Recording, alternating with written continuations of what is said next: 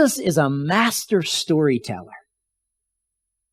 His stories are always teaching important things that he hopes that we will grab hold of, that we will not only learn, but that we'll embrace and that we'll live. I mean, his stories aren't just stories for the sake of stories. His stories are to teach us how to live a life that he wants us to live. And this particular story that we're looking at this morning, all summer we're looking at the parables of Jesus. And this particular story that we're looking at this morning is about a landowner who hires helpers on throughout the day, all day long. He goes at 9, he goes at noon, he goes at 3, and he goes at 5, and hires people on to come and work in his vineyard. Now this story, in this story, the landowner pays everyone who comes to work for him the same amount at the end of the day. That means the people that signed on at 9 get the same amount as the people that signed on at 5. And this story does one of two things to you. First, it probably gets your hackles up a little bit, because you think the landowner is being unfair. I mean, how dare he pay somebody who worked from 9 to 6 the same as he pays somebody who works from 5 to 6? And I'm not talking about 5 a.m. to 6 p.m. I'm talking about 5 p.m. to 6 p.m. I remember when I was working for my dad and his brothers on the Hutchison brothers family farm way back when. It was my first job. I worked along with my cousin, who was a year younger than I was, and his dad was our quote-unquote boss. He's the one who told us what we did. And it always seemed like my cousin got the easy jobs when they came to be given out. His dad always made sure that he was in the air-conditioned tractor cab working the field, and I was in the pig pen shoveling the pig manure. I mean, it wasn't that way, but it felt that way to me. And so, when I read this story and I hear it, I can kind of relate and get my hackles get up a little bit. I mean, how dare that landowner pay the people who worked hard all day long in the heat the same as the people who get paid for working an hour at the end of the day when it's not as hot. I mean, right? At noontime, it's a lot hotter, especially in the summer, than it is in the evening. That might be one response. A second response that you might have to this story is that you are blown away, surprised, shocked by the generosity of the landowner. I mean, wow. You work an hour and you get a whole day's wage. Imagine you were that person. Imagine the joy that would well up inside of you and the rejoicing that you would do when you realized what you got. How blessed you were. Either way, whether you have your hackles up and you're angry because you didn't get paid what you thought you deserved, or you're filled with joy because you got more than you thought you deserved, either way, Jesus got your attention with this story. And that's his point. That's what a master storyteller does. They hook you and pull you in. It's what it's intended to do. The fact is that there is something very unusual going on in this story. Something that's way beyond normal. And that gets your attention. And no matter who you perceive yourself to be, whether you're the ones who were hired early in the day and got a whole day's wage for working all day long, or whether you're the ones who were hired late in the day and worked very little but got a whole day's wage as well, either way, whichever you are engaged in this story at a feeling level. And you must wrestle with your feelings. Whether you're bent out of shape because you didn't get what you thought you deserved, you got to wrestle with that. Or whether you got more than you expected. You got to wrestle with that. I remember early on in the community garden journey that we've been on, struggling with those people who came into the garden to harvest things that didn't work at all for the things that they were harvesting. I mean, I'm being honest. It wasn't an expectation that we stated, but it's a lot of work to do this community garden thing, and we get hot and sweaty, and we're working tirelessly to create this. And I don't take anything from the community garden. I mean, I might need a tomato while I'm there, or a cucamelon or something like that, but I try hard not to take anything but to leave it, because I have my own backyard garden. And so when someone comes in that I've never seen on a work day lift a finger and they're taking all these vegetables, I got a little bit indignant. But this story speaks to that. And just this week, I had an experience where a neighbor who sits on her porch, watching everything that goes on in the neighborhood. She has a great front row seat to the garden. She called me. And she said, Pastor Martin, you might want to come over to the garden. The kids are throwing tomatoes and tearing up and just having a good old time. And I've tried to stop them, but they're not stopping. And I thought, you know what? I'm glad you go and get. She tells me every time I see her that she got this vegetable and she got that vegetable. And this week she said, oh, I didn't realize you had peppers over there. I got some. I enjoyed them. And when she called me, I was like, that's wonderful. Imagine what response she would have if I had said to her, no, wait, you got to work. You can't have them peppers till you come and spend some hours working in the garden. You think she would call me? I don't think so. You see, this story of Jesus speaks into our lives right now, today. Jesus tells this story, I think, to illustrate a couple of things about the kingdom of heaven. In fact, he begins that way. He says the kingdom of heaven is like, and then he tells this story. There was a major, major shift going on in Jesus' time. And some folks were getting it and other folks weren't. A major shift was taking place at the time of Jesus, and some folks liked it and others didn't. Jesus was speaking to both groups with this story. The ones who got it and liked it, and the ones who didn't. You see, up until Jesus, the Jews felt that they were God's chosen people. Special, set apart, holy, better than everyone else. And anyone else? Well, you just were the bottom of the ladder. Anyone who was not Jewish was lesser. But Jesus is throwing wide the net of God's kingdom and welcoming the non-Jew as well. And that reality wasn't setting well, as you might imagine, with the Jews. They didn't like what was happening. They felt displaced. In the stories, they are the ones who signed on early in the day. They were the faithful ones. They were the hard workers who worked through the day and the heat. The non-Jews couldn't believe that Jesus, a Jewish rabbi, was welcoming them and teaching them about God's kingdom in a way that included them and made it accessible to them. You see, they were used to being the bottom of the barrel, the unwanted, the despised. And not just Jews and non-Jews either.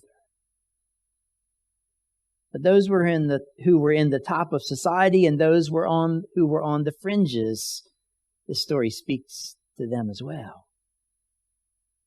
You see, the marginalized and the well-off are included in this story too. To those who were unhired until 5 p.m., the landowner asks this question. He says, "Why have you not been working today?" And their response was this: "Because no one hired us." Now, I don't know. Jesus doesn't tell, and this is a question I ask of the story, but the story doesn't answer. I don't know if those that were there at 5 o'clock were there at 9 o'clock. I mean, I assume so, but I don't know. I don't know why the vineyard owner didn't take everybody he needed for the day at 9. I don't know if he got into the day and he discovered that the people that he hired at 9 weren't working as hard or as long, or there was more to do. And so he needed to go back again at noon and then again at 3 and then again at 5. I don't know why that took place, but I do know that they said they weren't hired or they weren't working because no one hired them. And so were they the ones that nobody wanted?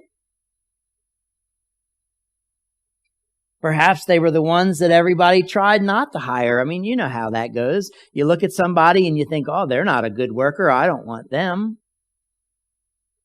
I don't know.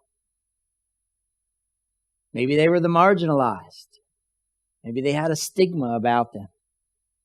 Well, whatever it was, maybe they were the ones that were chosen last when we're choosing teams. You know, ever been there? I've been that person. I'm not real athletic. And when we play baseball or kickball or whatever, I wasn't chosen first. Maybe that's the deal. I don't know what's going on here, but they weren't hired because no one hired them. They weren't working because no one hired them. The earliest hired were hired with the agreement to work for a normal day's wage. Now, I don't know what that is either. I know that right now, if you were to get a job, you would expect to make, what's minimum wage? $12 an hour? I don't know, $10.50? You know, whatever minimum wage is, if you were getting a job, unless you are a waiter or waitress, and then you're going to make $3.23 an hour, I think is the wage, right? Plus tips. But if you were to get a job, you would expect minimally that you would make minimum wage. Minimum wage is $10.10. Thank you. Google is great. I didn't know. I didn't even check it. And so, you know, maybe that's what's going on here. But those who were hired first agreed to work for a normal day's wage. Yet at the end of the day, they were shocked when they received that normal day's wage, but it was the same as the people who worked an hour.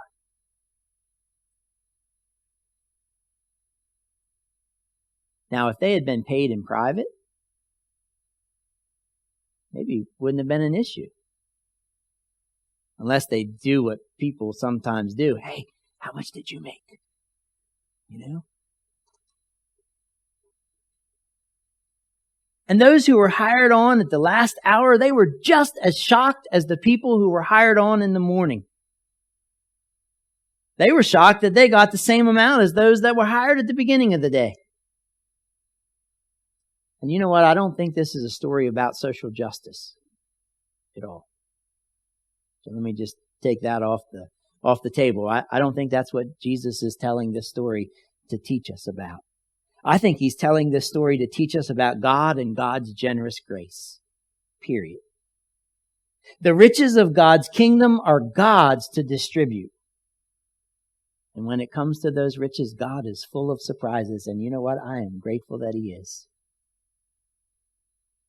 Because every day, I'm like the one who signs on at the end. I'm grateful that I get more than I deserve. You see, God is full of surprises. Grace surprises us. We expect one thing and we know we deserve one thing, and yet grace surprises us with another. God surprises us with another.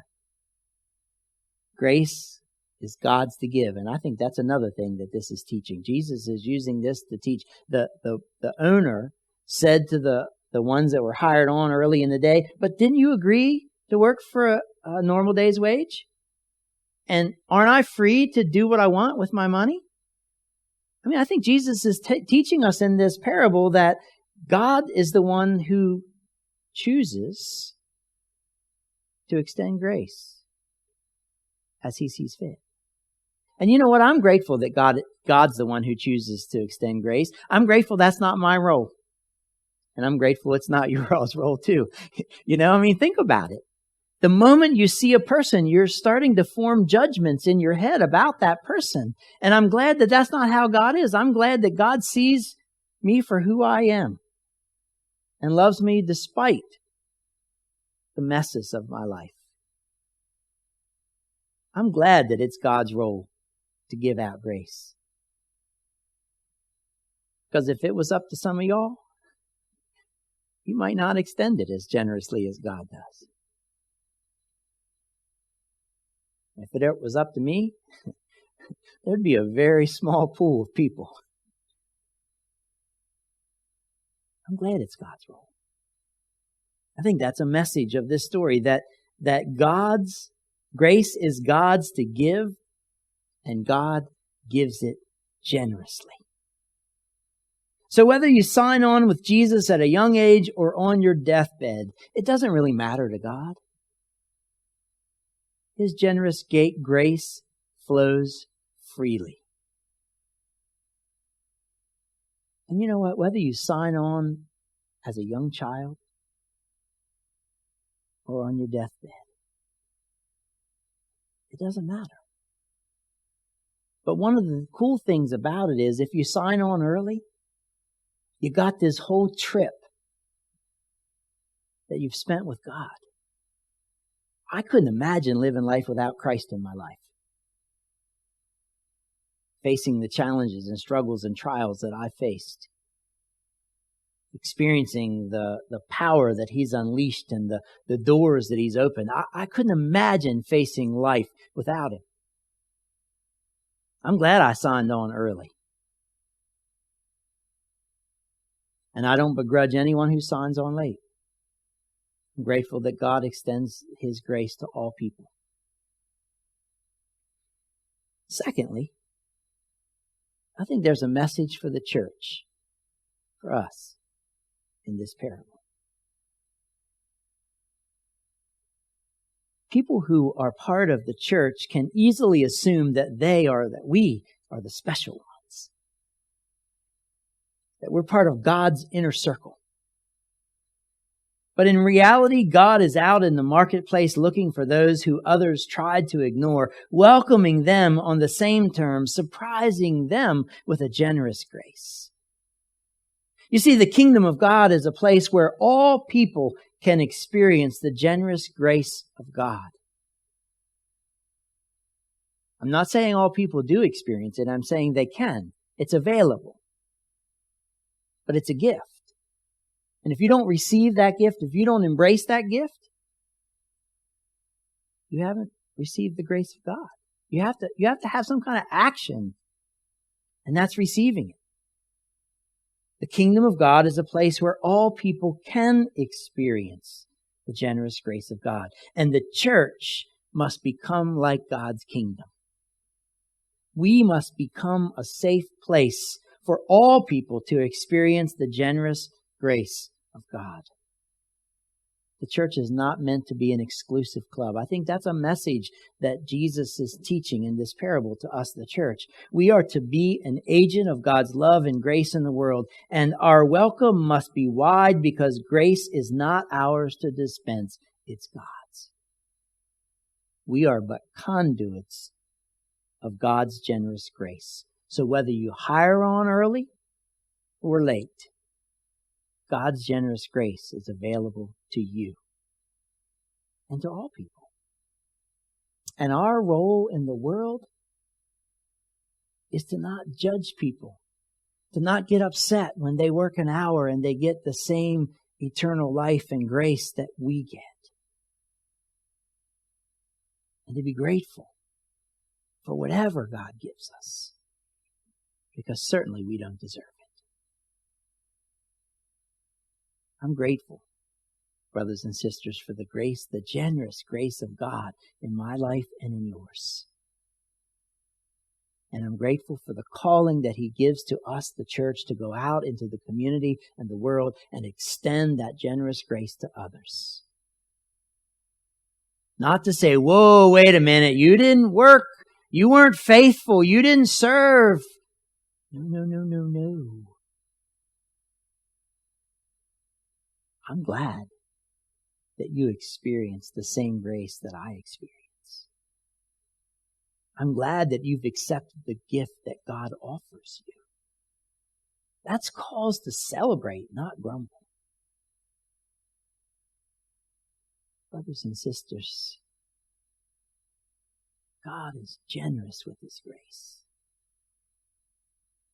Again and again, He extends it to us, to all people. It's not ours to cut it off. It's not ours to put limits on it. That's God's. And that's what this parable teaches us. Whether you sign on at the end or sign on at the beginning of the day, it doesn't matter. All that matters is you sign on. Now I've talked long enough. Now it's time to hear from you.